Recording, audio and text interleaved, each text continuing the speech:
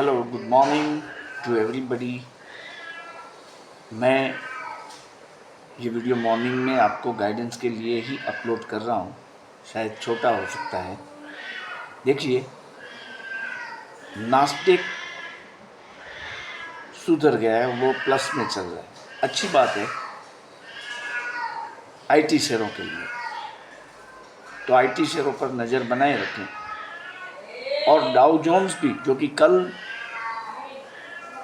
उसमें 400 पॉइंट्स का bounce back आया। हालांकि वो नेगेटिव ही है, लेकिन जहाँ तक वो गया था नीचे, उधर से उसमें 400 पॉइंट रिवर्स हो गए हैं। मतलब ये भी धीरे धीरे करके सुधर रहा है। हमारा गिफ्ट निफ्टी जो है वो डाउन है, लेकिन इतना कोई बड़ा डाउनफॉल नहीं है कि हम फंस जाएं। हार्डली 30 to 40 पॉइंट्स का माइनस में होना ये दिखाता है कि मार्केट थोड़ा हल्का सा गैप डाउन खुल सकता है, लेकिन बाद में इसमें रिकवरी जरूर आएगी, क्योंकि डाउ जोन्स में 400 पॉइंट की रिकवरी आ गई है और नास्टिक तो प्लस में आ गया है। तो यहाँ भी ऐसा ही माहौल रहेगा। आज यूएस के जो डेटा आने वाले हैं उसके कारण मार्केट में सावधानी रहेगी। तो हो सकता है फिर वो साइडवेज हो जाए। आपको सिर्फ और सिर्फ ये देखना है कि रिलायंस में क्या हो रहा है। अगर रिलायंस में और गिरावट आए तो आप उसका एप्रोप्रिएट स्ट्राइक प्राइस वाला कॉल ले लेंगे। ये सितंबर एक्सपायरी अभी आधी के आसपास समाप्त हुई है, आधी एक्सपायरी बाकी है। आज और कल के 2 दिन और 18 तारीख इम्पोर्टेंट है, क्योंकि ग्लोबल क्रूज वहाँ से आ जाएंगे। यूएस फेड का जो इंटरेस्ट कट का डिसीजन है वो 18 तारीख को हमें पता चल जाएगा। तो कल मैंने जो आपको कॉल्स दिए थे उसमें बैंक निफ्टी का 51,000 का कॉल मैंने आपको नेक्स्ट एक्सपायरी के लिए बताया है, इसको याद रखना। अगर इस एक्सपायरी में कुछ करना है तो थोड़ा समय व्यतीत होने देना, इसके प्रीमियम को मेल्ट होने देना, इसके बाद ही इसमें एंटर होना। बाकी विप्रो को आप आज देखेंगे, विप्रो में रिकवरी आ सकती है, सुजलॉन में भी रिकवरी आ सकती है, इनॉक्स विंड जो है उसमें भी रिकवरी होगी। टाटा पावर जो कि कल भी बढ़ा था उसमें बड़ी तेज़ी बाकी है। तो टाटा पावर जो कि अब फिलहाल 500 के नीचे चल रहा है, तो काइंडली उसको आप एक्यूमुलेट कर सकते हैं। और एक खबर ये आई है कि जीएमआर पावर जो है, जो कि करीबन 140 के आसपास का शेयर है, जीएमआर पावर, उसने नेपाल हाइड्रो पावर के साथ टाई अप किया है। तो ये खबर आई है, इसीलिए जीएमआर पावर में तेजी रह सकती है। या तो आप इसको हमारे दिवाली पिक्स के लिस्ट में डालकर इसको आप ले सकते हैं। और अगर आप जीएमआर पावर लेते हैं तो जीएमआर एयरपोर्ट को भी न भूलें। ये दोनों चलते हैं तब एक साथ साथ चलते हैं, गिरते हैं तो साथ साथ गिरते हैं, लेकिन दोनों में तेज़ी का माहौल बना हुआ है। आप इसको भी अपने दिवाली लिस्ट में रखिए और आपको बेनिफिट हो जाएगा। देखिए, सबसे बड़ी बात यह है कि ये मार्केट कैसा है कि इसमें आपको उन्माद में आके जंप नहीं मारना है। जो शेयर आपको लेने हैं वो इससे कम दाम में मिल भी सकते हैं, तो लेट अस वेट। और अगर कुछ वो बढ़ जाता है तो थोड़े से महंगे हम लेंगे। लेकिन चांसेस जो ऐसे हैं, जब मार्केट का प्रेडिक्शन जबकि अब टफ हुआ है because of the present global reasons, खास करके जो अमेरिकी डेटा जो आने वाले हैं हमारे, तो उसके चलते अमेरिका में स्लो डाउन की बातें हैं। ये सब पैनिक ड्रिवन खबरें, हालांकि इसको आप बहुत ध्यान पर न लें। कल भी मैंने बताया था मंदी बंदी कुछ नहीं आने वाली है, मार्केट चलने वाला है, हमारा मार्केट भी चलेगा। आप सिर्फ बने रहिए, घबराइए नहीं। अगर कहीं पे 1000-2000 रुपया की नुकसानी हो जाती है तो ये मार्केट जितना पैसा देता है उतना पैसा और कहीं से आपको नहीं मिलेगा। तो इसके लिए फीस कभी चुकानी पड़ती है, तो उसमें मायूसी मत रखिए, अरे मैं ये छोड़ दूंगा, ये मेरा लॉस हो गया, ये मैंने लिए और इसमें लॉस हो गया। वही शेयर में आपको पैसे मिलेंगे। रिलायंस जब भी मार्केट सुधरेगा तब इसके पीछे कोई शेयर होगा तो वो होगा रिलायंस। मैंने कल भी बताया था कि रिलायंस पे आप नज़र बनाए रखें, उसमें ट्रेड लेते रहें। उसकी जो रिटेल चेन है उसने डेल्टा गैलील के साथ समझौता किया है, करार किया है, और दोनों 50-50% बेसिस पे भारत में रिलायंस रिटेल्स के थ्रू बिजनेस करेंगे। ये एपरल की बहुत बड़ी ब्रांड है। आपने ट्रेंड में देखा क्या हुआ, ट्रेंड का शेयर कहाँ से कहाँ पहुँचा।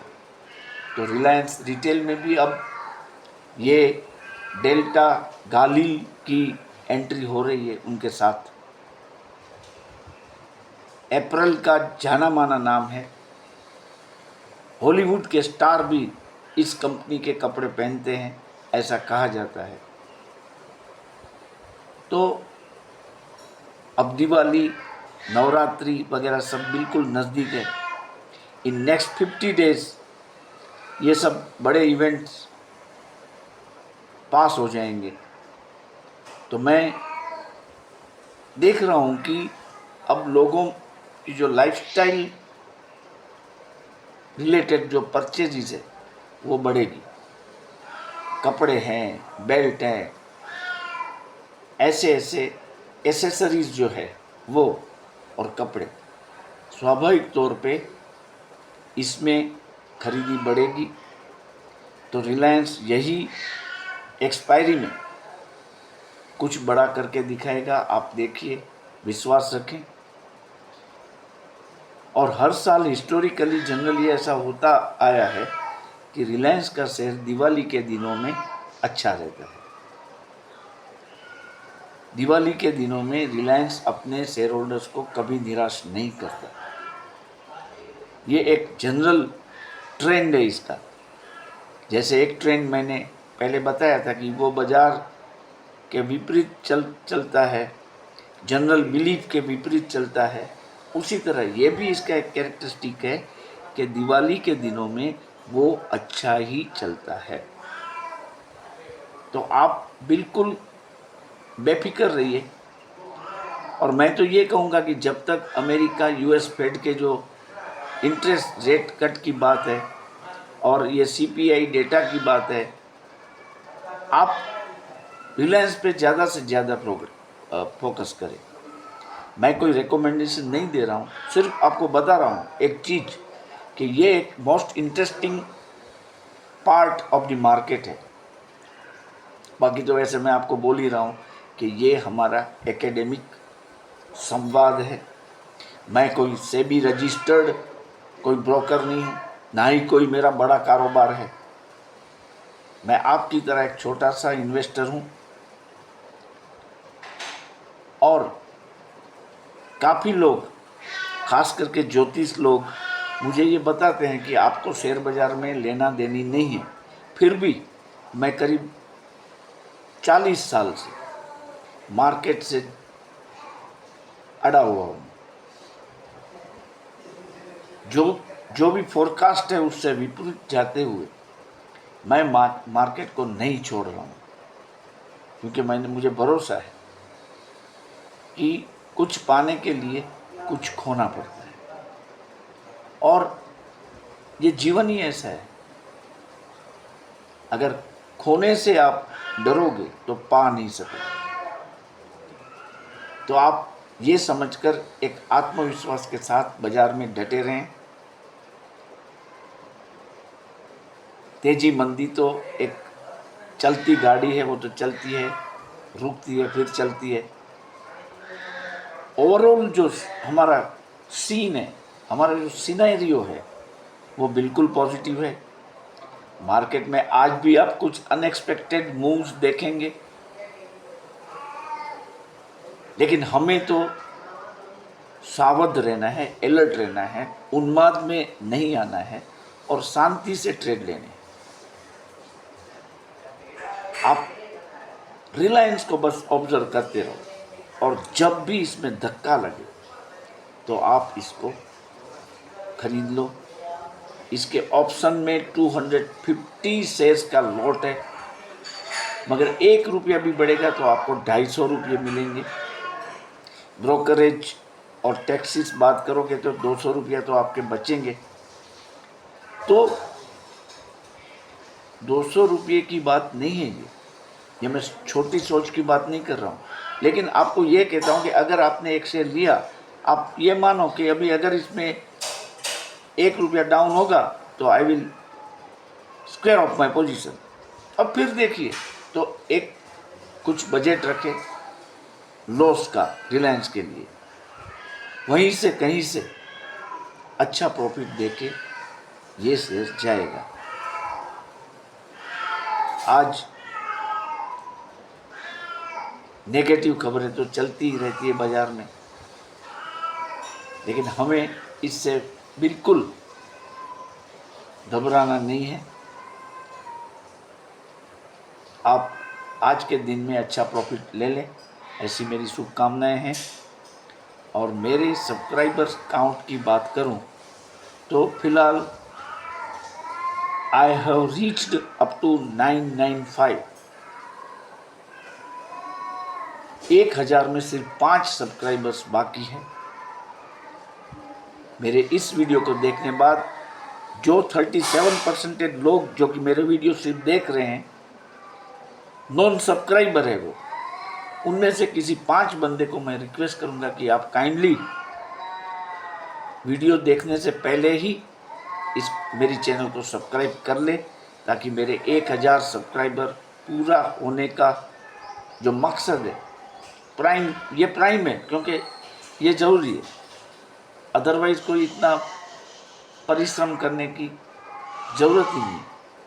मैं मानता हूँ अर्थोपार्जन का भी मकसद है, सबका होता है, लेकिन जो अर्निंग है वो हॉनेस्ट तरीके से आना चाहिए। तो मैं आपको रिक्वेस्ट करता हूँ कि आज आठम का दिन है, जो कि माता जी का दिन माना जाता है, भादरवी आठम है। मेरे 1000 सब्सक्राइबर पूरे कर दें आप। बाकी मार्केट थोड़ा सा हल्का सा गैप डाउन खुलने के बाद आप देखेंगे कि इम्प्रूव होने लगेगा, और रिलायंस भी आपको आश्चर्यचकित कर देगा। वो आज की बात मैं नहीं कर रहा हूँ, लेकिन at any point of time, ठीक है, कृपया अलर्ट होके ट्रेड करें, ओवर ट्रेडिंग न करें।